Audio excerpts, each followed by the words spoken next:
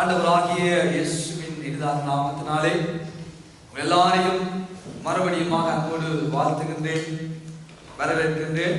ஆண்டவர் தாமே நம்ம எல்லாரையும் நிறைவாகவே ஆசீர்வதித்து நம்மை பாதுகாத்து நடத்துவாராக. ஆமென். நேற்றைய நாளிலும் அழகான உபவாச கூட்டத்தை காண கர்த்தர் கிருபை செய்தார். நல்ல ஒரு ஆராதனையை செய்தோம், கர்த்தருடைய வார்த்தையை கற்றுக்கொண்டோம், கர்த்தருடைய பிரசன்னத்தை உணர்ந்து கொண்டவர்களாய் நாம் வீடுகளுக்குள்ளே கடந்து செல்ல கர்த்தர் நமக்கு ஒரு பெரிய கிருபையை உண்டாக்கினார். ஆமென். அவர் நல்லவர், நாம் மாத்திரம் எங்கள் மூலமாக இன்னும் அதிகமாய் மகிமைப்படுவதாக. அன்பான தேவனுடைய பிள்ளைகளை, இன்றைக்கு இந்த காலை பொழுதுல நேற்றைய தியானத்தினுடைய சாராம்சமாக, நேற்றைய தியானத்தினுடைய தொடர்ச்சியாக கர்த்தருடைய வார்த்தையை நாங்கள் கற்றுக்கொள்ள கர்த்தருடைய ஆவியானவர் நம் அனைவருக்கும் ஒரு அனுக்கிரகத்தை உண்டு பண்ணுவாராக.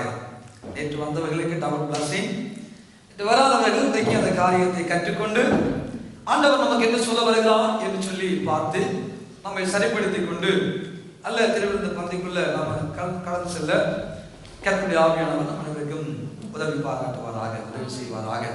என்றால் ஆவியானவர் தான் நம்மை சகல சத்தியத்துக்குள் நடத்தக்கூடியவர். சத்திய ஆவியாகி அவர் வருகிற மாத்திரம்தான் நம்மை சகல சத்தியத்துக்குள்ளும் அவர் நடத்தக்கூடியவராய் அவர் இருக்கிறார்.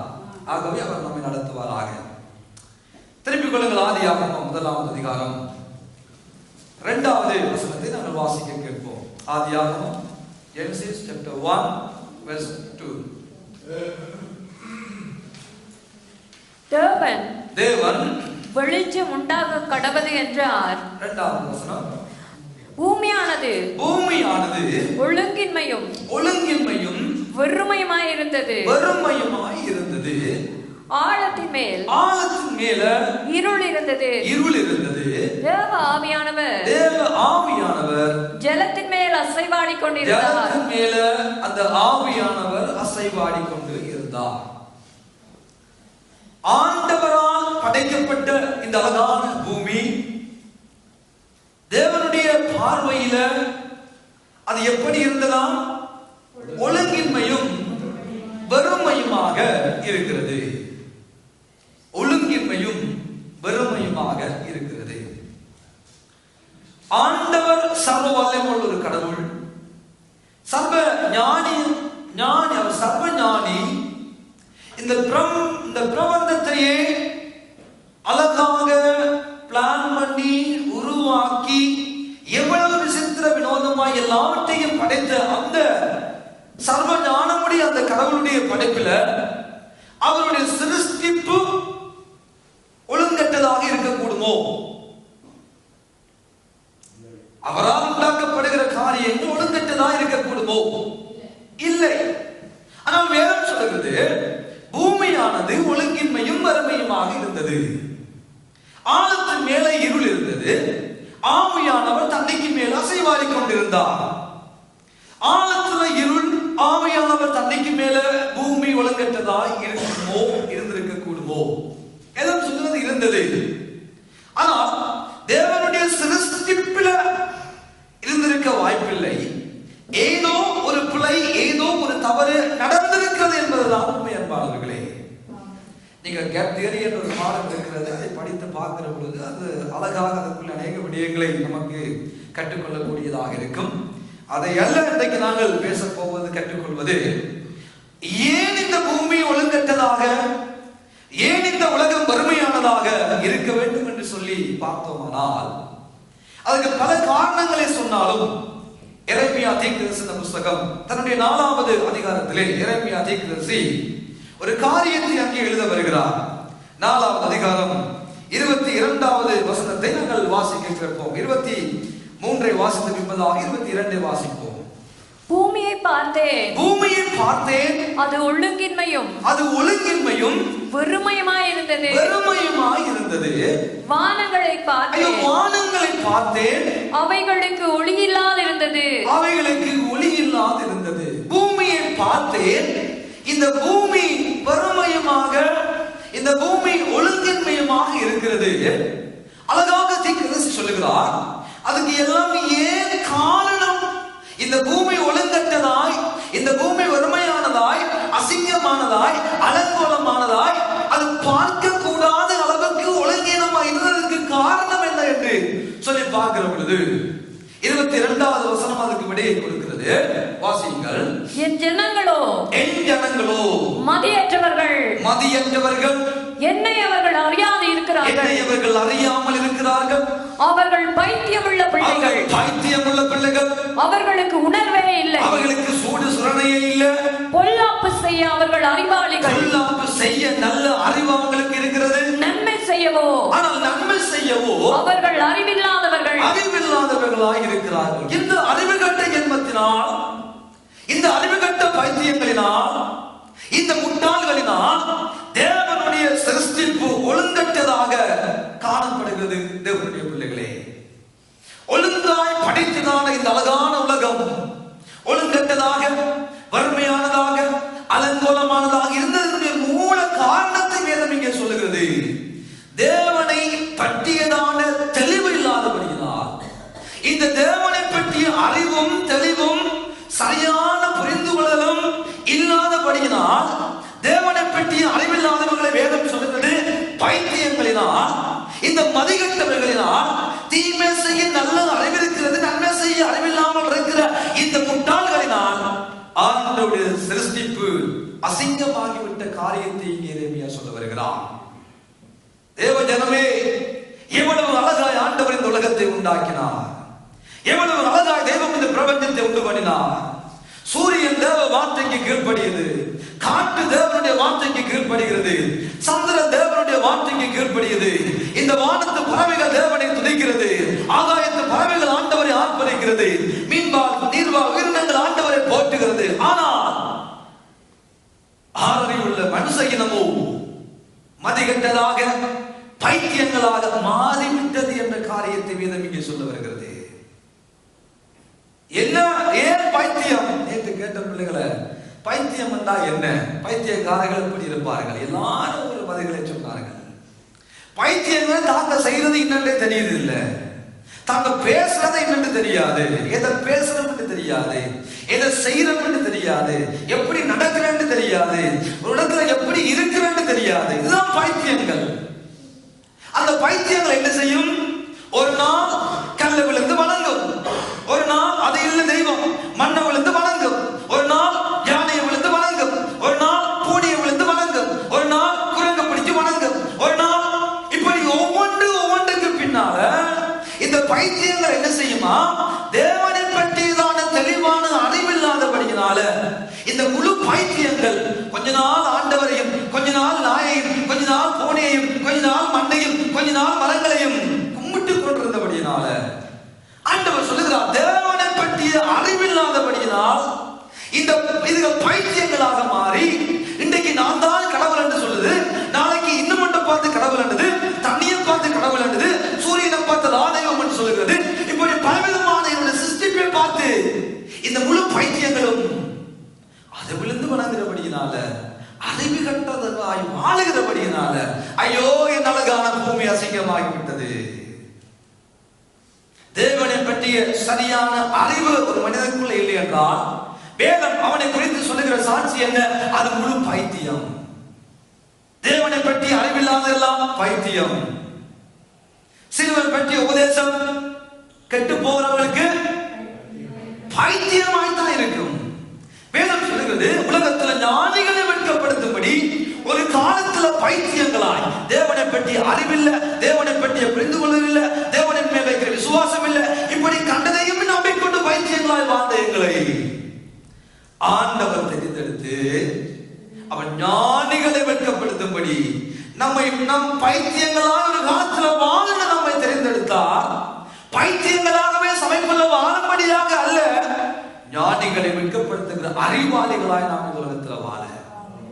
ஆனால் இந்த பைத்தியங்கள் என்ன செய்கிறோம்? ரட்சிக்கப்பட்ட பைத்தியங்களாய் மாறிவிடுகிறோம். ரட்சிக்கப்படாமல் ஒரு பைத்தியமாக வாழ்ந்தோம், ஆனால் ரட்சிக்கப்பட்டிருப்பதாக இன்னும் பைத்தியங்களாய் அலைகிற மானிட வர்க்கத்தை இந்த சமகாலத்தில் எல்லா இடங்களிலும் பார்க்கக்கூடியதாகத்தான் இருக்கிறது. காரணம், தேவனை பற்றியதான தெளிவான அறிவு இல்லாதபடியினால். இதுதான் காரணம். தேவனை பற்றியதான சரியான தெளிவான அறிவு புரிந்து கொள்ளலும் இந்த மாணவ வர்க்கத்துக்குள்ள இல்லை என்றால் அவர்கள் எப்படிப்பட்டவர்கள்? பைத்தியங்கள், மதிகட்டவர்கள், நன்மை செய்ய தெரியாத ஆனா தீமை செய்கிறதுக்கு பயங்கர இன்டெலிஜென்ட். எப்படி ஏதாவது வஞ்சிக்கலாம், எப்படி ஒருதான் பற்றி குறை சொல்லலாம், கோல் சொல்லலாம், சண்டையை கிளப்பி விடலாம், பகையை ஏற்படுத்தி விடலாம், பத்த வச்சு விடலாம் என்று நல்ல அறிவிருக்கிற பைத்தியங்கள் என்று ஆண்டவர் தன்னுடைய ஜனங்களை பார்த்து சொல்கிறார். அப்படிப்பட்டவர்கள் நாங்கள் இல்லை. ஆமென். ஒரு ஆமென் தான் வருகிறது. அப்பட்டெல்லாம் வீட்டுக்கு கொண்டு மாதிரி கிடக்குது. ஆண்டவர் நம்மை பைத்தியங்களாய் வாழும்படியாக அழைக்கவில்லை. அன்பானவர்களே, இந்த பைத்தியங்களாய் இது மாறியதற்கு மூல காரணம் வேதம் தெளிவாக சொல்லுகிறது. அவர்கள் என்னை அவர்கள் அறியாமல் இருக்கிறார்கள். அறியாமல் இருப்பதுதான் பைத்தியம், அறியாமல் இருப்பதுதான் மதிகட்ட வாழ்க்கை, அறியாமல் இருப்பதுதான் புத்தியினமான காரியங்களை நடப்பிக்கும் என்று வேதம் சொல்லுகிறது. ஆகவே இந்த பூமியினுடைய வறுமைக்கும் பூமியினுடைய ஒழுங்கீனத்துக்கும் காரணம் அறிவுகட்ட ஜென்மங்கள் இருந்தபடியினால் இந்த பூமி வறுமையானதாகவும் ஒழுங்கற்றதாகவும் இருந்தது. பிரியமானவர்களே, ஆழத்தின் மேல இருள் இருக்கிறது, பூமி ஆவியானவர் ஜலத்தின் மேல அசைவாடி கொண்டிருக்கிறார். ஆவியானவர் இல்லாத எல்லா மனிதனுடைய வாழ்க்கைக்குள்ளும் வருகிற ரெண்டு காரியத்தை வேதம் சொல்லுகிறது. அது வெறுமை, அங்கே ஒழுங்கற்ற காரியங்கள் நடந்தே தீரும். திரும்பவும் சொல்லுகிறேன், ஆவியானவர் ரட்சிக்கப்பட்ட ஒரு மனிதனுடைய வாழ்க்கைக்குள்ள இல்லை என்றால், ஒரு குடும்பத்துக்குள்ள இல்லை என்றால் அங்கே வெறுமை இருக்கும், அங்கே ஒழுங்கற்ற காரியங்கள் நடந்தே தீரும். ஏனென்றால் ஆவியானவர் பூமியில இல்ல, ஆவியானவர் ஜலத்தின் மேல அசைவாடி கொண்டிருந்தால் ஆழத்துல இருள் இருக்கிறது, பூமியில வறுமையும் ஒழுங்கீனமா இருக்கிறது. இந்த அநேக குடும்பங்கள் தாறுமாறாக, அநேக குடும்பங்களுக்கு வெறுமையாக ஒழுங்கற்றதாக அழைவதற்கு மூல காரணமே இந்த ஆவியானவருக்கு வெளியாக போட்டுட்டாங்க. ஆவியானவர் இல்லை. ஆவியானவர் இருந்தா அப்படியெல்லாம் செய்ய மாட்டார். ஆவியானவர் ஒழுங்குள்ளவர், ஆவியானவர் நிதானமாய் எல்லாத்தையும் அழகாக செய்யக்கூடியவர். ஆவியானவர் வறுமைக்கு காரணம் அல்ல, வறுமையை நிரப்பும்படியாக வருகிறவர். எங்கே வறுமை இருக்கிறதோ, நேற்று சொன்னேன், எங்க வறுமை இருக்கிறதோ லூக்கா 11ஆம் அதிகாரமா இருக்க வேண்டும். 24ஆம் வசனத்தை வாசித்து பாருங்கள். 11ஆம் அதிகாரம் லூக்கா 24வது வசனத்தை வாசியுங்கள். 11:24. அசுத்த ஆவி ஒரு மனுஷனை விட்டு புறப்பட்ட போது வறண்ட இடங்களில் அலைந்து இளைப்பாறுதல் தேடி கண்டடையாமல் நான் விட்டு வந்த என் வீட்டுக்கு திரும்பி போவேன் என்று சொல்லி அதில் வரும்போது அது பெருக்கி ஜோடிக்கப்பட்டிருக்க கண்டு திரும்பி போய் தன்னிலும் பொல்லாத வேறு 7 ஆவிகளை கூட்டிக் கொண்டு வந்து உட்புகுந்து அங்கே குடியிருக்கும். அப்பொழுது அந்த மனுஷனுடைய முன்னிலைமையிலும் அவன் பின்னிலைமை அதிக கேடுள்ளதாக இருக்கும். ரட்சிக்கப்பட்ட தேவனுடைய பிள்ளையுடைய வாழ்க்கைக்குள்ள, ரட்சிக்கப்பட்ட தேவனுடைய பிள்ளையுடைய குடும்பத்துக்குள்ள வறுமை தலைவிரித்து ஆடுமானால், ரட்சிக்கப்பட்ட தேவனுடைய பிள்ளையுடைய குடும்ப வாழ்க்கைக்குள்ள ஆவியானவர் இல்லை என்றால் அங்கே வறுமை. அந்த ஆவியானவர் இல்லாத வறுமைக்குள்ள சாத்தான் இலகுவாக புகுந்து விடுவார். ஏன்? ரட்சிக்கப்பட்ட தேவனுடைய பிள்ளைகள் அவருடைய சம்பளத்தில் காத்திருக்க வேண்டும், ஜெபிக்க வேண்டும், வேதங்களை வாசிக்க வேண்டும், தேவனை ஆராதிக்கிற சத்தம் அந்த வீட்டுக்குள்ள கேட்க வேண்டும். ஏனென்றால் அழைக்கப்பட்டவர்கள் அல்லவோ, தெரிந்து கொள்ளப்பட்டவர்கள் அல்லவோ, தேவனை ஆராதிக்கும்படியாக அழைக்கப்பட்டவர்கள் அல்லவோ. ஜெபம் இல்ல, தேவ பிரசன்னம் வீட்டுக்குள்ள இல்ல, எல்லாம் பெருக்கி சோடிக்கப்பட்ட வறுமை. ஆவியானவர் இல்லாத வாழ்க்கை வறுமை. ஆவியானவர் இல்லை என்றாங்க வறுமைதான் தலைவிரித்து ஆடும். அந்த வறுமை தலைவிரித்து ஆடுகிற பொழுது சத்துருவானவன் பிசாசு தன்னிடம் கொள்ளாத வேறு 7 ஆவிகளை கொண்டு வந்து ஆவியானவர் இல்லாத இடத்தில் அசுத்த ஆவி உட்புகுந்து அந்த குடும்பத்தையும் அந்த நிலைமையையும் அங்கே வாழுகிற மனிதர்களையும் சீரழித்து விடுமன்ற காரியத்தினை புதிய ஏற்பாடு தெளிவாக நமக்கு சொல்கிறது. இங்கே பூமியின் மேல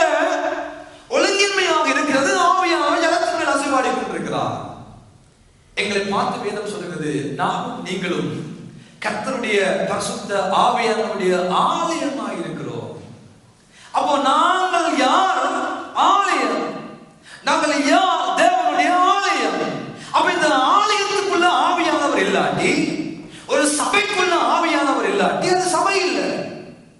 ஒரு குடும்பத்துக்குள்ள ஆவியானவர் இல்லாட்டி அது குடும்பம் இல்லை. ஒரு தனிப்பட்ட மனிதனுடைய வாழ்க்கைக்குள்ள ஆவியானவர் இல்லாவிட்டால் அது ஆவியானவருடைய ஆலயமா இருக்க முடியாது.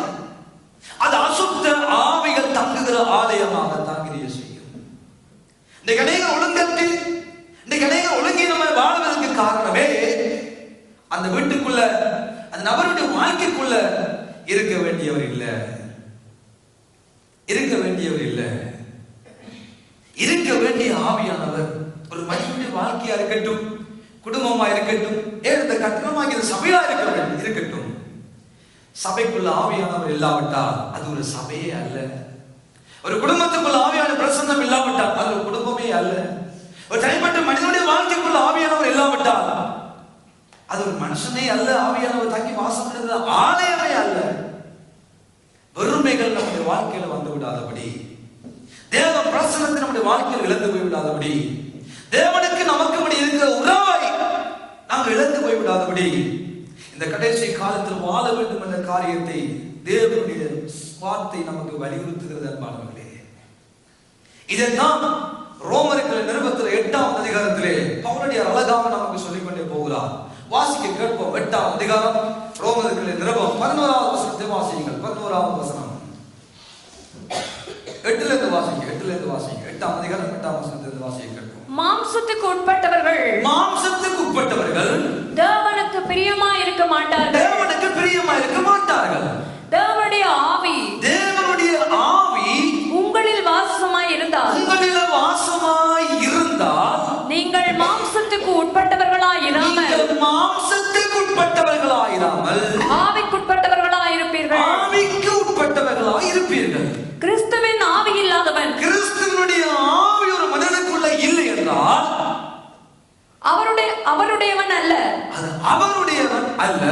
மேலும் கிறிஸ்து உங்களில் இருந்தால் சரீரமானது பாவத்தின் நிமித்தம் மரித்ததாயும், ஆவியானது நீதியின் நிமித்தம் ஜீவனுள்ளதாயும் இருக்கிறது. அன்றியும் இயேசுவை மரித்தோரிலிருந்து எழுப்பினவருடைய ஆவி, அந்த எழுப்பினவருடைய ஆவி உங்களில் வாசமாய் இருந்தால் கிறிஸ்துவை மரித்தோரிலிருந்து எழுப்பினவர் உங்களில் வாசமாய் இருக்கிற தம்முடைய ஆவியினாலே சாவிக்கு ஏதுவான உங்கள் நம்முடைய சரீரங்களை உயிர்ப்பிப்பார். அவர் உயிர்ப்பிக்கக்கூடியவராய் இருக்கிறார். அல்லேலூயா. கிறிஸ்துவை மரித்தோரிலிருந்து எழுப்பின ஆவியானவர். கிறிஸ்துவை எதிலிருந்து எழுப்பினாராம் ஆவியானவர்? கிறிஸ்து மரித்து போனார், கிறிஸ்து மரித்தார். அந்த கிறிஸ்துவை மரித்தோரிலிருந்து எழுப்பின ஆவியானவர் நம்முடைய சாவுக்கு ஏதுவான இந்த சரீரங்களை உயிர்ப்பிக்க அவர் இன்றைக்கு வல்லமையுள்ளவராய் இருக்கிறார்.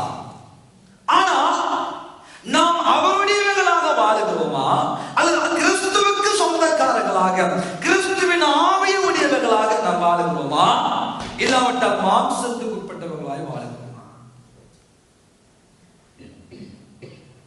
நாம் ஆராய்ந்து பார்க்க வேண்டும். ஆலயத்துக்கு வருகிறோம் நல்லது, ஆராதிக்கிறோம் நல்லது, தேவ சமூகத்துக்கு ஓடி வருகிறோம் நல்லது. எங்களுக்குள்ள என்ன ஆவி இருக்கிறது? நாங்க எந்த ஆவியில பேசுறோம்? நாங்கள் எந்த ஆவியில நடத்தப்படுகிறோம்? மாம்சத்தின் கிரியைகள் வெளியரங்கமாக இருக்கிறது. அடுக்கிக் கொண்டே போகிறார் பவுலடியார். கிரியைகள் காண்பித்து கொடுக்கிறது இவர்கள் யார் என்று சொல்லி, தேவ சமூகத்துக்குள் துணிகரமான காரியங்கள், தேவனோடு துணிகரமான காரியங்கள்.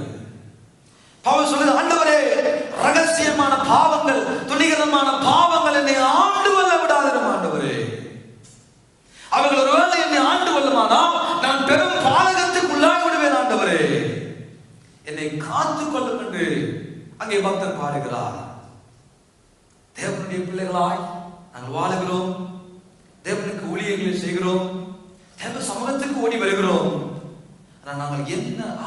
ஆவியில நடத்தப்படுகிறோம். சிலரை பார்க்கவே தெரியுது என்ன ஆவியில நடக்கிறது. சிலரை பார்க்க தெரியுது, சிலரோட பேசும்போது தெரிகிறது, பழகும் போது தெரிகிறது. இது என்ன ஆவியில இருக்குது. ரட்சிக்கப்பட்டது, ஞானசானம் எடுத்தது, அந்நிய பாஷையில பேசுறது ஒரு காலத்துல.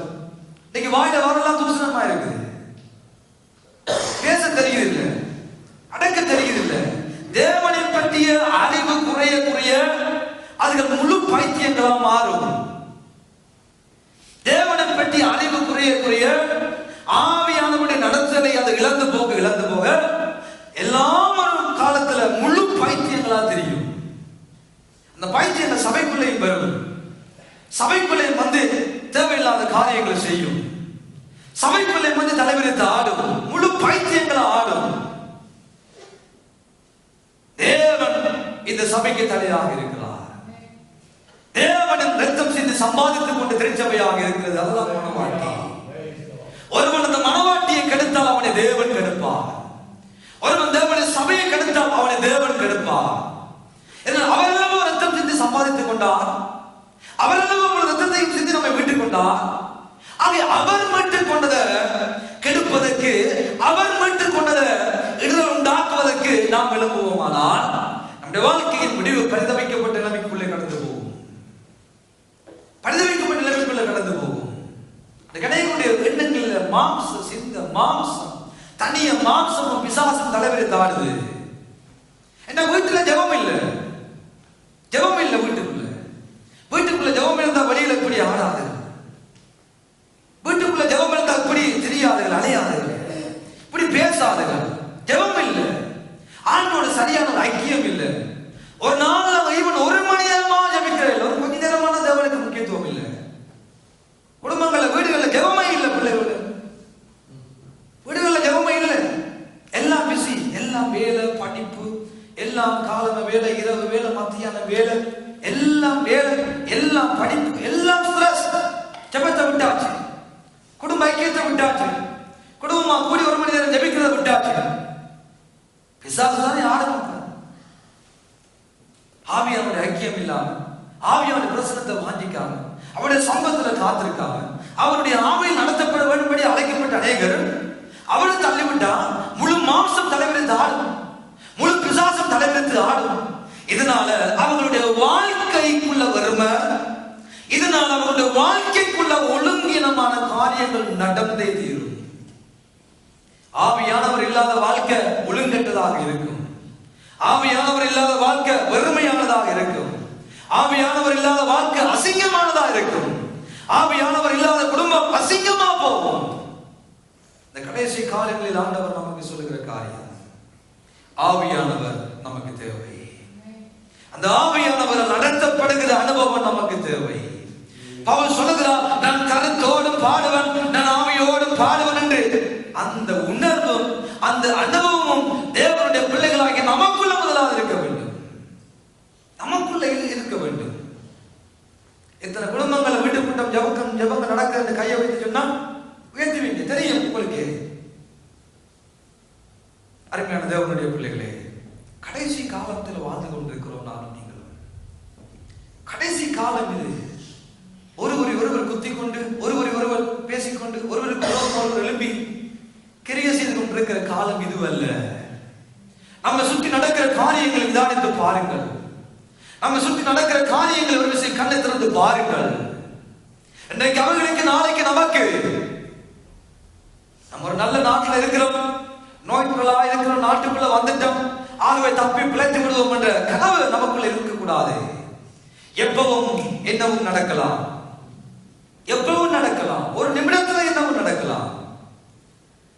ஆவியானவருடைய நடத்தலோடு, ஆவியானவரோடு, அந்த ஆவியானுடைய பேழைக்குள்ள நோவாவினுடைய பேழையாகிய பேழைக்குள்ள புறப்பட்டு போனவர்கள் காப்பாற்றப்பட்டது போல இயேசு என்னும் பேழைக்குள்ள இருக்கிற பொழுதுதான் நம் அனைவருக்கும் ஒரு பாதுகாப்பு, நம் அனைவருக்கும் ஒரு நிம்மதி, நம் அனைவருக்கும் ஒரு சுகம், நம் அனைவருக்கும் ஒரு ஆரோக்கியம் அந்த பேழைக்குள்ளதான் இருக்கிறது. பேழைக்குள்ள வாழ பழகிக் கொள்வோம் என்பான தேவனுடைய பிள்ளைகளே. பேழைக்குள்ள ஓடும்படியான கிருபையை பெற்றுக் கொள்வோம். பேழைக்குள்ள நம்முடைய குடும்பம் வாழும்படியான அனுபவத்துக்குள்ளாக கடந்து போவோம். ஆலயத்துக்கு வருகிறோம், உங்கள் வீடுகளுக்குள்ள உங்கள் கூட்டங்கள், வீட்டு கூட்டங்களை நீங்கள் ஆரம்பியுங்கள். உங்கள் வீடுகளுக்குள்ளே ஒரு அரை மணி நேரத்துக்கு சேர்ந்து ஜெபியுங்க. ஒரு அரை மணி நேரமாவது, ஒரு 15 நிமிடமாவது பைபிளை வாசியுங்கள். ஆவியானவருடைய உதவியை பெற்றுக்கொள்ளுங்கள். ஆவியானுடைய பிரசன்னத்தை பெற்றுக்கொள்ளுங்கள். ஆவியானவர் நடத்தப்படுங்கள் அன்பானவர்களே. ஏனென்றால் நம்முடைய சாவுக்கு ஏதுவான நம்முடைய சரீரங்களையும் உயிர்ப்படைய வேண்டுமானால், இந்த சரீரம் உயிர்ப்பிக்கப்பட வேண்டுமானால் ஆவியானவர் நமக்கு தேவையானவர். ஆவியானவரால் மாத்திரம்தான் நம்முடைய சரீரங்களை மறுபடி உயிரோடு எழுப்பும்படியாக, நம்மை புதுப்பிக்கும்படியாக, தேவனுக்குள்ள வாழும்படியான கிருபையை அந்த ஆவியானவர் மாத்திரம்தான் நமக்குள்ள செய்வாரே தவிர வேறு எதுவும் எதனாலும் நடக்க போவது இல்லை. ஆகவே பெருமைக்கு காரணம் என்ன? ஆவியானவர் ஆழத்தின் மேல் இருந்தார், ஆவியானவர் தண்ணிக்கு மேல் இருந்தார், ஆவியானவர் அந்த பூமியில இல்லை. அந்த ஒழுங்கற்ற இந்த பூமி இருந்ததுக்கு காரணம் என்ன? ஆவியானவர் தண்ணிக்கு மேல இருந்தார், ஆவியானவர் பூமியில இல்லை. இன்னைக்கு ஆவியானவர் நம்முடைய வாழ்க்கையில இல்லாட்டி, நம்முடைய குடும்பங்கள் இல்லாட்டி, நம்முடைய வாழ்க்கை பரிதவிக்கப்பட்ட நிலைமைக்கு போய்விடும். பரிதவிக்கப்பட்ட நிலைமைக்கு நம்முடைய வாழ்க்கை போய்விடும். மாம்சத்துல நடக்கலாம், எதை சாதிக்க போறோம்? மாம்சத்துல எழும்பலாம், பகைகளோடு வாழலாம், வைராக்கியங்களோடு வாழலாம், குரோதங்களை உண்டு பண்ணலாம். கடைசியா எதை சாதிக்க போறோம்? எதை செய்து முடிக்க போகிறோம்? மனுஷனுடைய கோபம் தேவனுடைய நீதியை நடப்பிக்க மாட்டாது. நமக்கு வருகிற கோபங்கள், நமக்கு வருகிற வைராக்கியங்கள், நமக்குள்ள வருகிற போட்டிகள், பொறாமைகள், எரிச்சல்களின் ஆவிகள் ஒரு நாள் தேவனுடைய நீதியை நம்முடைய வாழ்க்கையில நடப்பிக்க மாட்டாங்க. ஒரு நாள் தேவ நீதி அதுல வெளிப்படாது. ஆகவே நம்முடைய வாழ்க்கைக்குள்ளே ஆவியானவர் கிரியை செய்வாராக. நம்முடைய குடும்பங்களுக்குள்ளே அந்த ஆவியானவர் கிரியை செய்வாராக. நேற்றைய தினமும் ஆண்டவருடைய பிரசன்னத்தை உணர்ந்து கொண்டோம். பிள்ளைகள் தேவ சமூகத்தில் கண்ணீர் விட்டு தங்களை ஒப்புக் கொடுத்தார்கள். ஆவியானவர் தேவை, ஆவியானுடைய நிறைவு நமக்கு தேவை, ஆவியானுடைய நடத்தல் நமக்கு தேவை. ஒரு காலத்துல பயந்து, ஒரு காலத்துல மனுஷங்களுக்கு பயந்து இயேசுவை பார்த்து சபித்து சத்தியம் பண்ணின பேதுரு, இயேசுவை விட்டு ஓடி போன இயேசுவின் சீடர்கள், ஐயோ அவரை தெரியாது என்று சொல்லி அவரை தவிக்கப்பட்டு தப்பி ஓடினவர்கள். அப்போஸ்தலர் 2ஆம் அதிகாரத்துக்கு 9ஆவது நீங்கள் வாசித்து பார்ப்பீர்களானால், தங்கள் சரீரங்களையும் இரத்த சாட்சியாக தங்கள் சரீரங்களையும் ஒப்புக் கொடுக்க தயங்கவே இல்லை. துணிந்தார்கள், வைராக்கியமாய் எழுப்பினார்கள். ஸ்தேவான்கள் எழுப்பினார்கள், யாக்கோபு எழுப்பினார்கள், பலர் எழுப்பினார்கள். அந்த ஆவியானவருடைய பிரசன்னத்தையும் நிறைவுதலையும் அவருக்குள்ள வாழுகின்றதான அந்த அனுபவத்தையும் பெற்றுக் கொள்ள என்பதாக அவர்கள் பேச்சில மாற்றம், அவருடைய கிரியைகளில மாற்றம், அவருடைய செயல்களில மாற்றம், நடக்கிற நடையில மாற்றம். அவர்கள் உலகத்தால் பார்த்து சொன்னார்கள், இவனும் அவரோடு இருந்தவர் அல்லவோ. இவனுடைய பேச்சு இவனை காட்டிக் கொடுக்கிறது. பேச்சு காட்டிக் கொடுக்கும் நான் யார் என்பதை குறித்து பேதுருவுடைய பேச்சு காட்டிக் கொடுத்தது இவன் இயேசுவோடே இருந்தவர் என்று சொல்லி. நம்முடைய பேச்சு, நம்முடைய பழக்க வழக்கங்கள், நம்முடைய பண்பாடுகள், நம்முடைய நடைமுறைகள், நம்முடைய உடைகள் நம்மை காண்பித்து கொடுத்து விடும் நாம் யார் என்று சொல்லி. நம்மை காண்பித்து கொடுத்து விடும் நாம் இந்த உலகத்துக்கு நாம் யார் என்று சொல்லி காண்பித்து கொடுத்து விடும். அருமையான தேவனுடைய பிள்ளைகளே, நம்ம கடைசி நாட்கள்ல வாழ்ந்து கொண்டிருக்கிறோம். கடைசி நாட்கள்ல வாழ்ந்து கொண்டிருக்கிறோம். எழுப்புங்க, எல்லாரும் எழுப்பி தேவனுக்காக ஜெபிங்க. எழுந்து வீட்டு கூட்டங்களை செய்யுங்க, உங்கள் வீடுகளுக்குள்ள ஜெபங்களை ஆரம்பிங்க. அதுதான் நம்ம தப்ப வைக்கும், அதுதான் நம்ம பாதுகாக்கணும். எவ்வளவு ஊழியம் செய்கிறோம் என்பது முக்கியம் இல்லை, எத்தனை தடவை நான் ஆலயத்துக்கு வருகிறேன் என்பது முக்கியம் இல்லை, உபவாச கூட்டத்துக்கு வருகிறது முக்கியம் அல்ல. எவ்வளவு தூரம் தேவனுக்கும் எனக்கும் இடையே இருக்கிற உறவு இருக்கிறது, எவ்வளவு தூரம் ஆண்டவருக்கு நமக்கு இடையே இருக்கிற உறவு இருக்கிறது. ஆண்டவராக இயேசு கிறிஸ்து உலகத்தில் வாழ்ந்த பொழுது அவர் பரம்பரம் என்பதாக யோவான் 17ஆம் அதிகாரத்துல நீங்கள் வாசித்து பார்ப்பீர்களானா 21வது வசனமா இருக்க வேண்டும். 17ஆம் அதிகாரம் யோவான் வெளியிட சுவிசேஷ புஸ்தகம் 17ஆம் அதிகாரம் 21ஆம் வசனத்திலிருந்து வாசிக்க கேட்போம். அவர்கள் எல்லாரும் ஒன்றாய் இருக்கவும் பிதாவே நீர் என்னை அனுப்பினதை உலகம் விசுவாசிக்கிறதற்காக நீர் என்னிலேயும் நான் உம்மிலேயும் இருக்கிறது போல அவர்கள் எல்லாரும் நம்மில் ஒன்றாய் இருக்கவும் வேண்டிக் கொள்கிறேன். நாம் ஒன்றாய் இருக்கிறது போல அவர்களும் ஒன்றாய் இருக்கும்படி நீர் எனக்கு தந்த மகிமையை நான் அவர்களுக்கு கொடுத்தேன். ஆண்டவருடைய விருப்பத்தை யோசித்து பாருங்கள். எங்கள் ஆண்டவருடைய ஆசையை யோசித்து பாருங்கள். ஆண்டவர் ஆசைப்படுகிறார், ஆண்டவர் விரும்புகிறார். பிதாவே, நானும் நீரும் நாம் எல்லாம் ஒன்றாய் இருக்கிறது போல இவர்களும் நம்மில ஒன்றாய் இருக்க வேண்டும். இவர்களும் ஒரு மனப்பாட்டில் ஐக்கியமாய் இருக்க வேண்டும். இவர்களும் ஒரே சிந்தையுடையவர்களாய் வாழ வேண்டும். இவர்களும் ஒரே மனதுடையவர்களாய் வாழ வேண்டும். இதுதான் ஆண்டவருடைய ஜெபமாய் இந்த உலகத்தில் இருந்தது. 17ஆம் அதிகாரத்தில் பிதாவை நோக்கி அவர் ஜெபிக்கிறார். இவர்கள் எல்லாம் நம்மில ஒன்றாய் இருக்கணும் அப்பா. இந்த பிள்ளைகள் எல்லாம் நம்மில ஒன்றாய் இருக்க வேண்டும். ஒன்றாய் இருக்க வேண்டுமானால் எதை செய்ய வேண்டும்? இவர்கள் ஆண்டவருடைய வார்த்தைக்கு கீழ்ப்படிந்து தேவ சத்தத்தை கேட்டு தேவ சித்தத்தை செய்கிற பொழுது, அவர்கள் நம்முடைய விருப்பத்தை செய்கிற பொழுது அவங்க நம்மோடு ஐக்கியமா இருப்பார்கள். இன்னைக்கு தேவ விருப்பத்தை செய்ய முடியாதபடி உலகம் ஒரு பக்கம், மாம்சம் ஒரு பக்கம், பிசாசு ஒரு பக்கம், தேவனுக்கு விரோதமாய் நம்மை மாற்றி விடுகிறது. அவரோடு ஐக்கியமுள்ளவர்களாய், அவரோடு உறவுள்ளவர்களாய், அவரோடு நெருங்கிய ஐக்கியமுள்ள பிள்ளைகளாய், அவருடைய பிரசன்னத்தில் வாழ முடியாதபடி உலகம் நம்மை கரைப்பிடித்து விடுகிறது. அன்பானவர்களே, தேவனுக்கு பகையங்களால் நம்மை மாற்றி விடுகிறது. தேவ வார்த்தைக்கு முரணாய் நம்ம நடக்க பண்ணி விடுகிறது. அப்படி நடக்கிற பொழுது நாம் எப்படி அவரோடு ஐக்கியமாய் இருக்கக்கூடும்? எப்படி அவரோடு ஐக்கியமாய் இருக்கக்கூடும்? எப்படி அவர் நம்மை சேர்த்துக் கொள்வார்? அவருடைய ஜெபமே அதுவாகத்தான் இருந்தது. இயேசு ஜெபிக்கிறார், அப்பா, நம்ம எல்லாம் உண்டா இருக்கிறோம். உலக படைப்புல உண்டா இருந்தோம். நமது சாயலாக நமது ரூபத்தின்படியே இந்த மனுஷனை உண்டாக்கலாம் அல்லவோ? இந்த மாண்டவர்கள் நம்முடைய சாயலாக உண்டாக்கப்பட்டிருக்கிறது. அவங்க நம்முடைய சாயலாக நம்முடைய ரூபத்தின்படி உண்டாக்கப்பட்டவர்கள். ஏன் நமக்கு எதிரிகளாய் வாழ வேண்டும்? ஏன் நமக்கு துரோகிகளாய் வாழ வேண்டும்? ஏன் அவர்கள் நம்மை விட்டு பிரிந்து வாழ வேண்டும்? நமது சாயலாக நமது சிருஷ்டிக்குள்படி உண்டாக்கப்பட்ட இந்த மாணவர்கள் நம்மோடு ஐக்கியமா இருக்க வேண்டும் அல்லவோ? இதுதான் ஆண்டவருடைய கரிசனை. இதுதான் அவருடைய விருப்பம். அன்பான தேவனுடைய பிள்ளைகளே, இந்த காலை பொழுது ஆண்டவர் அதை நம்முடைய வாழ்க்கையை எதிர்பார்க்கிறார். அவரோடு ஒரு ஐக்கியம் கொண்ட ஒரு உறவு, அவரோடு அவர்கள் நிலைத்திருக்கிறதான ஒரு உறவு, அவருக்குள்ள வாழுகிறதான ஒரு உறவு, அவரை நேசிக்கிறதான ஒரு உறவு, அவரை தேடுகிறதான ஒரு உறவு, அவர் சொல்வதை கேட்கிறதான ஒரு உறவு. அந்த உறவு தான் நம்மை நித்தியத்துக்குள்ள கொண்டு போகும். அந்த உறவு தான் நம்மை இந்த உலகத்துல மாம்சத்தை ஜெயிக்க நமக்கு உதவி செய்யும். அந்த உறவு தான் பிசாசை ஜெயிக்க நமக்கு உதவி செய்யும். அந்த உறவு தான் இந்த உலகத்தையும் மாம்சத்தையும் ஜெயித்து அந்த நித்தியத்துக்குள்ள போக நமக்கு உதவி செய்யுமே தவிர வேற எதுவும், வேற எந்த முயற்சி நாம் எடுத்தாலும் அதெல்லாம் அர்த்தமற்றவைகள். அன்பானவர்களே, அர்த்தமற்றவைகள், அவையெல்லாம் அர்த்தமற்றவைகள்.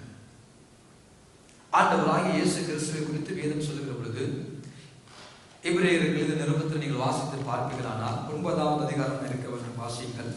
எபிரேயர்கள் நிருபம் 9ஆம் அதிகாரத்திலே 14வது வசனத்தை வாசித்து பாருங்கள். 14ஆம் வசனத்தை வாசிங்கள். நித்திய ஆவியினாலே தம்மை பழுதற்ற பலியாக, தன்னை தானே பழுதற்ற பலியாக தேவனுக்கு ஒப்பு கொடுத்த கிறிஸ்துவுடைய இரத்தம் ஜீவனுள்ள தேவனுக்கு ஊழியம் செய்வதற்கு உங்கள் மனசாட்சியை செத்த கிரியைகள் அற்ற சுத்திகரிப்பது எவ்வளவு நல்லதாக இருக்கிறது. அருமையானவர்களே, ஆண்டவராகிய இயேசு கிறிஸ்து, நன்றாய் கவனியுங்கள், ஆண்டவராகிய இயேசு கிறிஸ்து தன்னுடைய சரீரத்தை பாவமற பரிசுத்தமாய் தேவனுக்கு பிரியமான உத்தமமான பரிசுத்தமான ஜீவ பலியாக தன் சரீரத்தை ஒப்பு கொடுத்ததற்கு மூல காரணம் என்னவா? மூல காரணம் என்ன? வசந்த வாசிங்க மறுபடியும் நன்றாய் கவனிக்கிற வார்த்தை. நித்திய ஆவியினாலே, நித்திய ஆவியானவராலே தம்மை தாமே பழுதற்ற பலியாக தேவனுக்கு ஒப்பு கொடுத்த இயேசு கிறிஸ்துவின் இரத்தம். ஒப்பு கொடுத்தார், போதும், ஒப்பு கொடுத்தார். அவர் நித்திய நிரந்தரமான ஆவியானவரா இயேசு கிறிஸ்து தன்னுடைய சரீரத்தை பழுதற்ற பலியாக தேவனுக்கு ஒப்பு கொடுத்தார். சரிதானே? சரிதானே? ஆகவே ஆண்டவராக இயேசு கிறிஸ்து தன்னுடைய சரீரத்தை பழுதற்ற பலியாக இயேசுவுக்கு தேவனுக்கு ஒப்பு கொடுப்பதற்கு முக்கியமானவர் இந்த ஆவியானவர். ஆவியானவர் 10ஆம் அதிகாரம் அப்போஸ்தலர்கள் 38ஆம் வசனம் சொல்லுகிறது, தேவன் தம்முடைய பரிசுத்த ஆவியினால என்ன செய்கிறாராம்? ஆண்டவராக நசரேயனாகிய இயேசு கிறிஸ்துவை அவர் எழுப்பினார். அவர் எழுப்பினார் என்று வேதம் சொல்கிறது. வாசியுங்கள் 10ஆம் அதிகாரம். நசரேயனாகிய இயேசுவை, நசரேயனாகிய இந்த இயேசுவை தேவன் பரிசுத்த ஆவியினால, தேவன், நன்றாய் கவனியுங்கள், தேவன் பரிசுத்த ஆவியினால வல்லமையினாலும் அபிஷேகம் பண்ணினார். தேவன் அவருடனே கூட இருந்தபடியினாலே அவர் நன்மை செய்கிறவராயும் பிசாசின் வல்லமையில் அகப்பட்ட யாவரையும் குணமாக்கும்படியாக சுற்றித் திரிந்தார். தேவன் பரிசுத்த ஆவியினாலும் வல்லமையினாலும் நசரேயனாகிய இயேசுவை அபிஷேகம் பண்ணினபடியினால் அந்த அபிஷேகம் அவர் நன்மை செய்யும்படியாக சுற்றித் திரிய வைத்தது. பிசாசின் பிடியில அகப்பட்ட யாவரையும் அந்த அபிஷேகம் அவர்களை நடத்தியது. அன்பானவர்களே,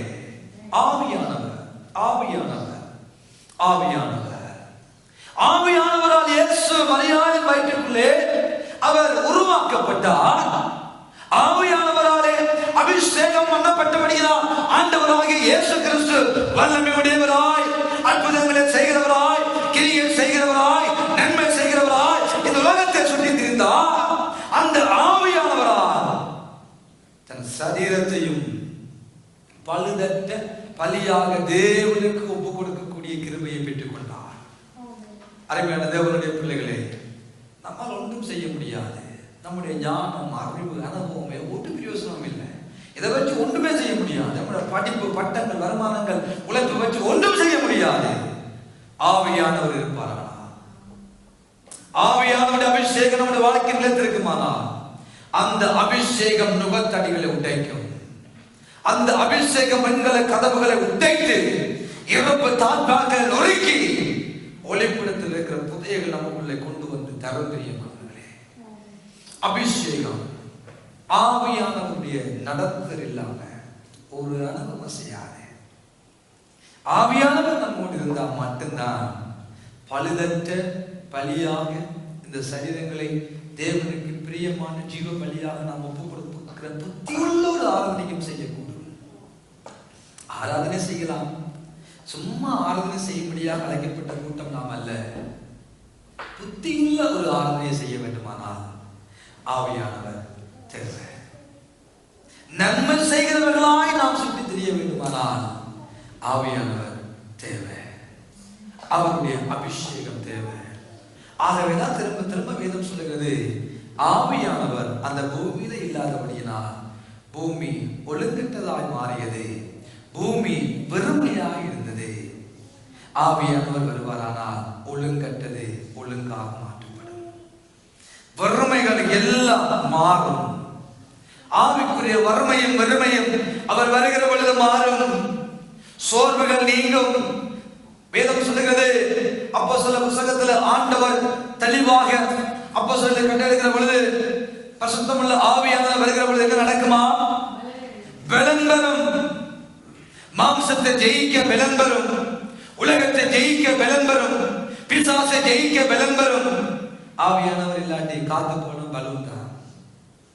நமக்குள்ள பலம் கொண்டவர்களாய், அனல் கொண்டவர்களாய், வீறு கொண்டவர்களாய் எழுந்து எல்லாவற்றையும் ஜெயித்தவரை பின்பற்றுகிற நானும் நீங்களும் இந்த உலகத்தை ஜெயித்தவரை மேற்கொள்கிறோம் அல்லவோ, இந்த உலகத்தை ஜெயித்தவரை ஆராதிக்கிறோம் அல்லவோ, இந்த உலகத்தை ஜெயித்தவரை எங்கள் ஆண்டவராய் கொண்டிருக்கிறோம் அல்லவோ, அவர் நமக்கு சொல்கிற காரியம் என்ன? நமக்குள்ள ஒரு பலன் வருமானால், நமக்குள்ள ஒரு பலன் வருமானால், அன்றைக்கு அப்போஸ்தலர் வாழ்க்கையில கடந்து வந்தது போல அவர்கள் அந்த பலனை பெற்றுக்கொண்டு என்பதாகத்தான் வல்லமையாய் எழுந்தார்கள், வல்லமையாய் வார்த்தைகள் புறப்பட்டது. ஒரு காலத்துல பயந்து ஒரு சில பெண்கள் வந்து பேதுருவை பார்த்து நீயும் அவரோடு இருந்தவர் தானே என்று சொல்லுகிற பொழுது இவன் இயேசுவை பார்த்து சொன்னான், அவனை எனக்கு தெரியாது, சபித்தான், சத்தியம் பண்ணினான். அதே பேதுரு அப்போஸ்தலர் 2ஆம் அதிகாரத்துக்கு என்பதாக பார்க்கிற பொழுது எழுந்து நின்று அவருக்காக கொண்டு போய் சிறையில வைத்த பொழுதும், இயேசுவுக்காக அவருக்காக அடிகள் வாங்கின பொழுதும் சந்தோஷத்தோடு ஏற்றுக்கொண்டு தைரியமாய் புறப்பட்டு போனார்கள். அடி அடி என்று அடித்து கஷ்டப்படுத்தி துன்பப்படுத்தி சிறையில கொண்டு வைத்த பொழுதும் நிம்மதியாய் தூங்கினார்கள். வேதம் சொல்லுகிறது நிம்மதியாய் தூங்கினார்கள். ஏன் கொண்டு சிறையில வைத்தார்கள்? கொலை செய்யும்படியாக, வெட்டும்படியாக. யாக்கோபை சிறைச்சேதம் செய்த என்பதாக பேதுருவையும் சிறைச்சேதம் செய்வது யூதர்களுக்கு நலமாக இருக்கிறது என்று கண்ட பொழுது இந்த பேதுருவையும் பிடித்துக் கொண்டு சிறையில் வைத்தது எதற்கு? கழுத்து வெட்ட. ஆனா பேதுரு அங்கே என்ன செய்தார்? ரிலாக்ஸ். யோசித்து பாருங்கள், நமக்கு ஒரு சின்ன பிரச்சனை என்றால் நித்திர வராது. நம்ம தலையே வெட்ட போறாங்க நாளைக்குன்னு சொன்னா எத்தனை பேருக்கு நித்திர வந்தது யோசிச்சு பாருங்க. வருமா நித்திர? ஆனா பேருக்கு நல்ல நித்திர வந்தது.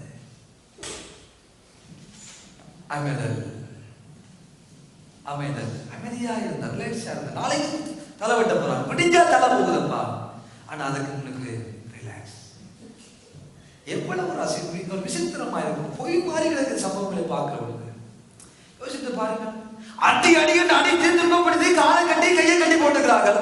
பவுல் சீலாவும் அதுக்குள்ள ஒரு பாட்டு, அதுக்குள்ள ஒரு துதி, அதுக்குள்ள ஆண்டவரை பற்றி புகழுதல். எவ்வளவு வித்தியாசமாக அவருடைய வாழ்க்கை நடைமுறைகள் இருந்தது. ஆவியானவர் இருந்தா அப்படித்தான் நடக்கும். யார் இருந்தா? ஆவியானவர் இருந்தா நமக்கு ஜெயிலும் பஞ்சும் இந்த மாதிரி இருக்கு. ஆவியானவர் இருந்தா சிறைச்சாலையும் நமக்கு ஒரு கொண்டாட்ட ஒரு இடம் போல, கொண்டாடும்படியாக நம்ம கொண்டு போய் வைச்ச ஒரு பெரிய ஃபங்க்ஷனானது நமக்கு இருக்கு. ஆவியானவர், அன்பானவர்களே, ஆவியானவர், மறுபடியும் சொல்லுகிறேன், ஆவியானவர் அழகாய் நம்மை நடத்தக்கூடியவர், அழகாய் நம்மை நடத்தக்கூடியவர். அவர் நமக்கு தேவை, அவர் நமக்கு தேவை. அவர் தான் நம்மை சரியா நடத்துவார். அவர் இருக்கிற இடம் ஆசீர்வாதமா இருக்கும். அவர் இருக்கிற இடம் வறுமையா இருக்காது. அவருடைய நிறைவுக்குள்ளே வாழுகிற நிறைவும் அவருடைய பிரசன்னமும் நம்முடைய வாழ்க்கைக்குள்ள நிறைந்திருக்கிற பொழுது நன்றாய் நம்முடைய வாழ்க்கை இருக்கும். எதை குறித்து நம்ம யோசிக்க மாட்டோம், கவலைப்பட மாட்டோம், அள்ள மாட்டோம், புலம்ப மாட்டோம். ஏன்னா என் ஆண்டவரை பற்றிய அறிவு நமக்குள்ள இருக்குமானால் இந்த தேவன் சதா காலங்களிலும் நம்முடைய தேவன். ஆமென். அவர் என்னை மரண பரியந்தம் வரைக்கும் என்னை நடத்தக்கூடியவர். அந்த தைரியமும் அந்த அறிவும் அவரை பற்றிய தெளிவு நமக்குள்ள வந்துட்டா எதை குறித்து கவலைப்பட வேண்டிய அவசியம் இல்லை. என்ன நடந்தாலும் நன்றி ஐயா, யார் என்ன சொன்னாலும் நன்றி. எவ்வளவு பக்தன் அழகாக பாடுகிறார்கள் செய்ய. என்ன நடக்கட்டும் நன்றி ஆண்டவரே, யார் என்ன சொல்லட்டும் நன்றி ஆண்டவரே, நன்றி நன்றி, இடைவிடா நன்றி அப்பா, உங்களுக்கு எல்லாம் நன்றி ஆண்டவரே, எல்லாம் நன்றி, எல்லாம் நன்றி. ஆவியானவருடைய அனுபவம், ஆவியானவருடைய முக்கியத்துவம், ஆவியானவருடைய தேவை நமக்கு அன்றைக்கு தெரிகிறது. எங்கே அவர் இல்லையோ நன்றாய் அவதானித்து பாருங்கள். எந்த மனிதனுடைய வாழ்க்கையா இருக்கட்டும், எந்த மனிதனுடைய குடும்பமா இருக்கட்டும், அலங்கோலமாய் அசிங்கமாய் இன்றைக்கு கேடு கட்டதாய் நடக்க தெரியாதபடி, பேச தெரியாதபடி, ஒரு மனிதனோடு பழக தெரியாதபடி இருக்கிறவர்களை உங்கள் கண்களுக்கு முன்பாக வைத்து யோசித்து பாருங்க, கொண்டு வந்து பாருங்க. அது மாம்சத்திலும் நடக்குது, அது ஒழுங்கற்று திரிவதற்கு காரணம் ஆவியானவர் இல்லை. அதுக்குள்ள வறுமையும் அங்கேக்குள்ள அசிங்கமும் அந்த குடும்பத்துக்குள்ள திரைப்பட்ட வாழ்க்கைக்குள்ள கேடுகட்ட எண்ணங்கள் சிந்தனைகள் பெருகி போயிருப்பதற்கு காரணம் அந்த வீடு வறுமை, அந்த நபருடைய வாழ்க்கை வறுமை. ஆண்டவருடைய பிள்ளைகள்லாம், ரசிக்கப்பட்டவர்கள்லாம், ஞானஸ்தானம் எடுத்தவர்கள்லாம், அந்நிய பாஷை பேசுறதுலாம் அன்றைக்கு வறுமையா இருப்பதற்கு காரணம் ஆவியானவர் இல்லை. இந்த ஒழுங்கற்ற திரிகிறதுக்கு காரணம் ஆவியானவர் வெளியில. ஆவியானவரை எபேசியருக்கு பவுல் சொல்கிறார், அவரை தூக்கப்படுத்தாம இருங்க. வாசித்து பாருங்கள், எபேசிய 4ஆம் அதிகாரமா இருக்கு. 4ஆம் அதிகாரத்தில் சொல்லி முடிக்க போகிறேன். நீங்கள் மீட்கப்படும் நாளுக்கென்று எபேசிய 4ஆம் அதிகாரம் எத்தனாம் வசனம்? 30வது வசனத்தை 2வது வசனம் கவனித்து பாருங்கள். அன்றியும் நீங்கள் மீட்கப்படும் நாளுக்கென்று முத்திரையாக பெற்ற தேவனுடைய பரிசுத்த ஆவியை துக்கப்படுத்தாமல் இருங்கள். அப்போ ஆவியானவர் எப்படிப்பட்டவர்ப்பா? நபத்தன்மை உடையவர், துக்கப்படக்கூடியவர், அழக்கூடியவர், வேதனைப்படக்கூடியவர், உணர்வுடையவர் கடவுள். அவரை துக்கப்படுத்தாம இருங்க. எப்படி நாம் துக்கப்படுத்துகிறோம்? நீங்கள் மேலுள்ள வசனங்களை வாசித்து பாருங்கள். 26ஆம் வசனம், 27ஆம் வசனம், 29ஆம் வசனங்களை வாசித்து பார்ப்பீர்களானால், நீங்க கோபம் கொண்டாலும் பாவம் செய்யாம இரு. சூரியன் அஸ்தமிக்கிறதுக்கு முன்னால் உன் எரிச்சல் தனியட்டும். பிசாசுக்கு இடம் கொடுக்காத. 29ஆம் வசனம், கெட்ட வார்த்தை ஒன்று உங்கள் வாயில் என்று புறப்பட வேண்டாம். பக்தி விருத்திக்கு ஏதுவான நல்ல வார்த்தை இருக்குமாமா, அதை கேட்கிறவர்களுக்கு பிரயோஜனம் உண்டாகும்படி பேசுங்கள். அப்போ பக்தி விருத்திக்கு உண்டாக்குகிற நல்ல வார்த்தை நமக்குள்ள உண்டானா இருந்தா பேசுங்க, இல்லாட்டி பேசாதீங்க. எவ்வளவு அழகா யாரும் சொல்லுகிறார். ஒருவனை பக்தி விருத்திக்குள்ள கொண்டு வந்து தைரியப்படுத்தி தேவ வார்த்தைக்குள்ள அவனை வேறொன்று வைத்து ஆண்டவருக்குள் நிலைத்திருக்கக்கூடிய வகையில உற்சாகப்படுத்தக்கூடிய, ஒருவனுக்குள்ள பக்தி ஏற்படுத்தக்கூடிய விசுவாசம் உள்ள வார்த்தைகள் இருந்தா பேசுங்க, இல்லாட்டி பேசாதீங்க. பிசாசுக்கு இடம் கொடுக்காது. அழகாக ஆண்டவர் எழுதுகிறார், பிசாசுக்கு இடம் கொடுக்காதீங்க. கோபம் வருதா பாவம் செய்யாம இருங்க. பாவம் செய்கிற பொழுது பிசாசுக்கு இடம் கொடுக்கிறோம். பாவம் செய்கிற பொழுது பிசாசுக்குள்ள கதவை திறக்கிறோம்.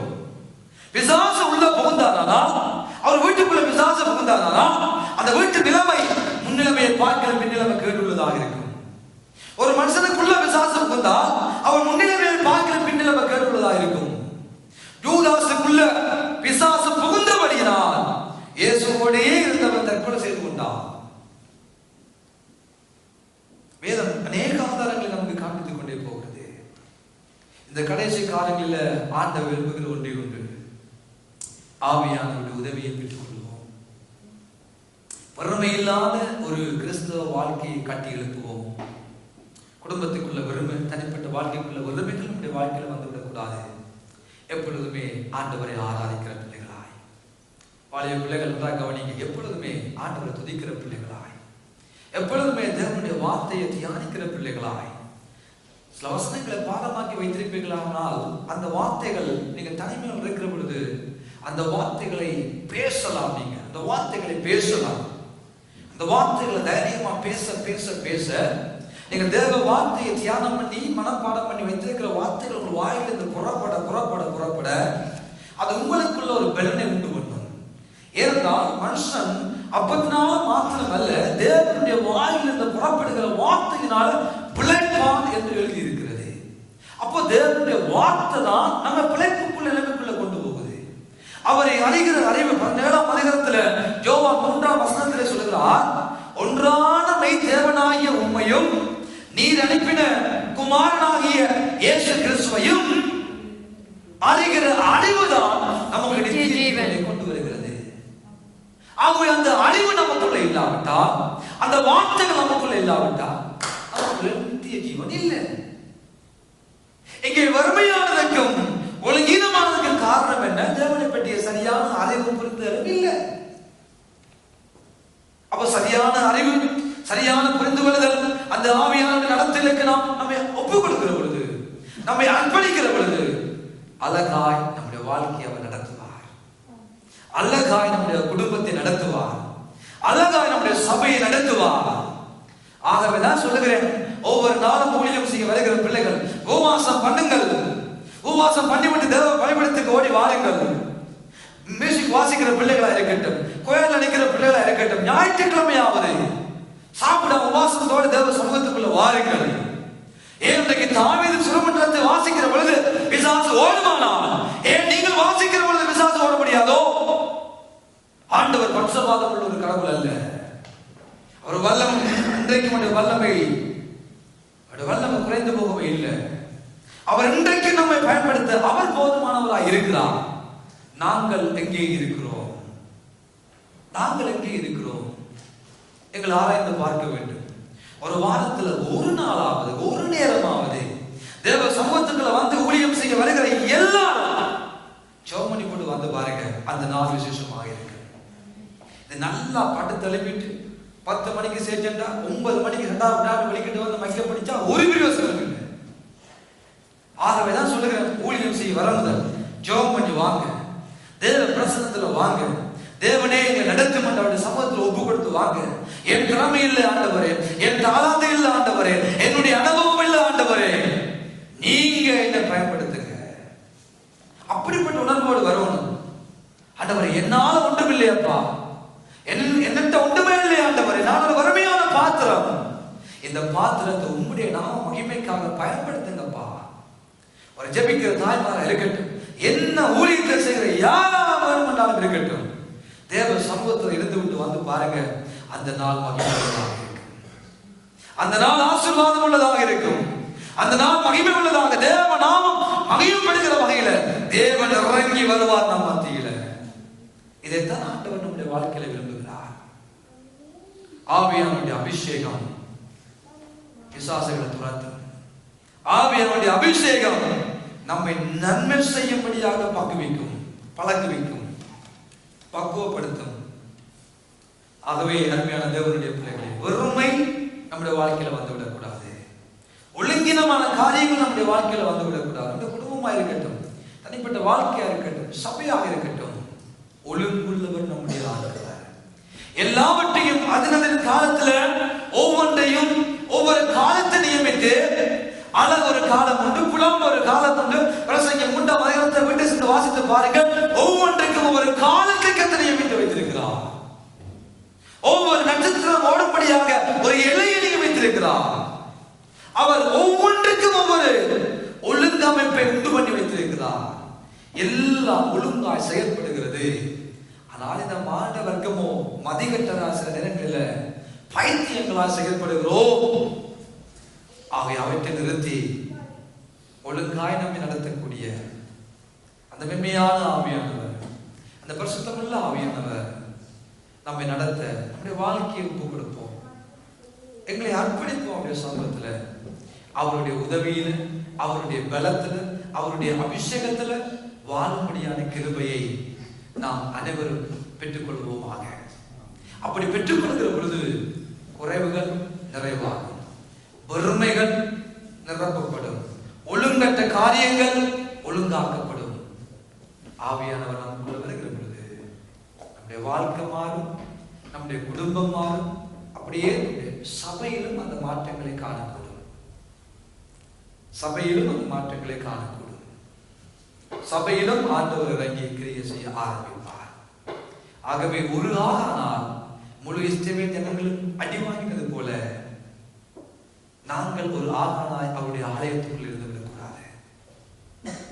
நாங்கள் ஒரு ஆகானாய் அவருடைய ஆலயத்துக்குள்ள வந்து எங்களுடைய விளையாட்டை காட்டிவிடக்கூடாது. ஆலயத்துக்கு வருகிறோம் அப்பாவை ஆராதிக்க, அந்த உணர்வு நமக்குள்ள இருக்க வேண்டும். நானே ஆலயத்துக்கு வரேன் அப்பாவை ஆராதிக்க. நான் பிரசங்கம் பண்ண அல்ல ஆலயத்துக்கு வருவேன். நான் முதலாவது நான் அவரை ஆராதிக்கிறேனா, அதைத்தான் நான் பார்ப்பேன். அதைத்தான் நான் என்ன யோசிக்கிறேனா, நான் வந்து நான் மெனக்கெட்டு வெளிக்கிட்டு தேவ சமூகத்துக்குள்ள ஓடி வந்து நான் மைக்க பிடிச்சி போதிக்கிறதுக்கு இல்லை. போதனை எனக்கு தான் அன்பானவர்களே. நானும் ஒரு மனுஷன் தான். ஆனால் நான் ஆலயத்துக்குள் ஓடி வாரது அப்பாவை ஆராதிக்க, அப்பாவை உயர்த்த, அப்பாவை கனப்படுத்த, அவருடைய நாமத்தை மகிமைப்படுத்தத்தான் ஓடி வருகிறேன் என்ற உணர்வு உங்களுக்குள்ளே இருக்க வேண்டும். இரவிரவாக வேலை செய்து ஓடி வருகிறீர்கள், களைப்போடு ஓடி வருகிறீர்கள், தூர இடமெல்லாம் இருந்து ஓடி வருகிறீர்கள். நாமெல்லாம் ஓடி வந்து அந்த ஆண்டவருக்கு செலுத்த வேண்டிய ஆராதனையை செலுத்தாட்டி நாங்கள் விளக்கட்டு பிரயாசப்பட்டு வந்தது வேஸ்ட். நாங்க வந்ததே வேஸ்ட். வீட்டை எடுத்திருக்கலாம். ஆகவே தேவ ஆலயத்துக்கு வருகிற பொழுது நமக்குள்ள இருக்கட்டும், நான் ஆவியோடு அவரை பாடணும், நான் கருத்தோடு நான் பாவ பாடி அவருக்குரிய கணத்தை அவருக்கு நான் செலுத்த வேண்டும் என்ற உணர்வோடு நாங்கள் வாழ பழகிக் கொள்வோம். கர்த்தருடைய ஆவியானவர்கள் தங்கி நாங்கள் வாழ நாங்கள் பழகிக் கொள்வோம். அவருக்கு இடத்தை கொடுப்போம். அவர் நம்மை நடத்த அவரை அனுமதி கொடுப்போம். பிரியமானவர்களே, அவர் பலாத்காரமாய் வந்து நம்மை நடத்துகிற ஆண்டவர் அல்ல. திரும்பவும் சொல்லுகிறேன், பலாத்காரமாய் பிடித்து நம்மை நடத்துகிற ஆண்டவர் அல்ல. இதோ வாசப்படி நின்று கதவை தட்டுகிறேன், ஒருவருடைய சத்தத்தை கேட்டு கதவை திறந்தான், நான் அவன் வீட்டுக்குள்ள பிரவேசித்து அவனோட நான் சாப்பிடுவேன், அவனோட அவன் பந்தியில் நான் உட்காருவேன். இதுதான் நம்முடைய ஆண்டவர். கதவுகளை அவருக்கு திறப்போம். மாணவர்களே, இந்த உலகத்தில் வாழுகிற நண்பர்களுக்கும் இந்த உலகத்தில் வாழுகிற மனுஷனுக்கும் நாங்கள் நம்பி நம்பி நம்பி ஏமாந்து போன காலங்களை நிறுத்திவிட்டு கதவை திறப்போம் கர்த்தருக்கு. அந்த கர்த்தர் நம்முடைய உள்ளத்துக்குள்ள வரட்டும், அந்த கடவுள் நம்முடைய இல்லத்துக்குள்ள வரட்டும், அந்த கடவுள் நம்மை ஆசீர்வதிக்கட்டும். அந்த கடவுள் நமக்குள்ள இருப்பாரானால், அந்த ஆவியானவர் நமக்குள்ள இருப்பாரானால் நாங்கள் உலகத்தை மேற்கொள்வோம், நாங்கள் பிசாசை மேற்கொள்வோம், நாங்கள் மாம்சத்தை மேற்கொள்ளும்படியான கிருபையை அவர் மூலமாக பெற்றுக்கொள்வோம் என்ற சத்தியத்தினை வேதம் நமக்கு சொல்லுகிறது. ஆகவே அன்பிடம் சத்தியமான இந்த வேதத்தை கற்றுக்கொண்ட பிள்ளைகளாய் அதிலே நிலைத்திருந்து அதற்குள்ள இருக்கிற ஆசீர்வாதங்களை நாம் அனைவரும் பெற்றுக்கொள்ள கர்த்தருடைய ஆவியானவர் நம் அனைவருக்கும் பெரிதான கிருபையை உண்டாக்குவாராக. கர்த்தருடைய ஆவியானவர் தாமே நம்மை தன்னுடைய நிறைவுக்குள்ள நம்மை நடத்தி அழகாய் நம்மை ஆசீர்வதித்து பாதுகாத்து பத்திரமாய் நடத்துவாராக. ஆமென். இது வானத்தின் வாசல், என் இயேசையா ஆசீர்வாதத்தின் வாசல். ஏன்